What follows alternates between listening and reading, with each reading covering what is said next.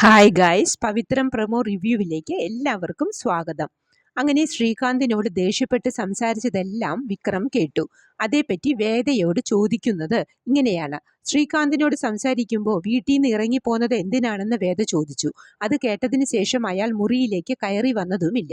അതിൻ്റെ അർത്ഥം വേദ ഇറങ്ങിപ്പോന്നത് അയാൾക്ക് കൂടി അറിയാമെന്നല്ലേ എന്ന്. അത് ചോദിക്കുമ്പോൾ വേദ ഒന്നും പറയാതെ തല താഴ്ത്തി ഇരിക്കുന്നു. പിന്നീട് രാത്രി കിടക്കയിൽ കമലയ്ക്ക് പെട്ടെന്ന് ഫിക്സ് വന്ന് വയ്യാതാവുന്നു. വായിൽ നിന്നും നുരയും പതയും ഒക്കെ വരുന്നത് കണ്ട് മാഷ് അപ്പോൾ തന്നെ കമലയെ ഹോസ്പിറ്റലിൽ എത്തിക്കുന്നു. ഡോക്ടർ എത്തി പരിശോധിക്കുമ്പോൾ മാഷ് പറയുന്നത് അവൾക്ക് നന്നേ ചെറുപ്പത്തിൽ ഫിക്സ് വന്നു എന്ന് കേട്ടിട്ടുണ്ട്, പക്ഷേ എൻ്റെ കൂടെ ജീവിക്കാൻ തുടങ്ങിയിട്ട് ഇതുവരെ ഉണ്ടായിട്ടില്ല എന്ന്. അന്നേരം വിക്രമിനും എന്തോ ഒരു പേടി പോലെ മനസ്സിൽ തോന്നുന്നു.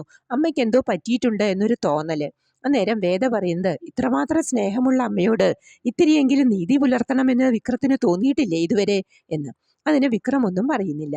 പിന്നീട് സൈബർ സെല്ലിൽ നിന്നാണെന്ന് തോന്നുന്നു പോലീസിന് ഇൻഫർമേഷൻ കിട്ടുന്നത് സർ ഇന്നലെ മുതൽ വിക്രമിന്റെ ഫോൺ ഓൺ ആയിട്ടുണ്ട് എന്നാണ്. ഇതൊക്കെയാണ് പ്രമോ വിശേഷങ്ങളായി കാണിച്ചത്. പ്രമോ ഇഷ്ടമായെങ്കിൽ ലൈക്ക് ചെയ്യാനും ഷെയർ ചെയ്യാനും സപ്പോർട്ട് ചെയ്യാനും സബ്സ്ക്രൈബ് ചെയ്യാനും മറക്കരുത്. അടുത്തൊരു എപ്പിസോഡിന്റെ പ്രമോവുമായി വരുന്നതുവരെ കാത്തിരിക്കുക.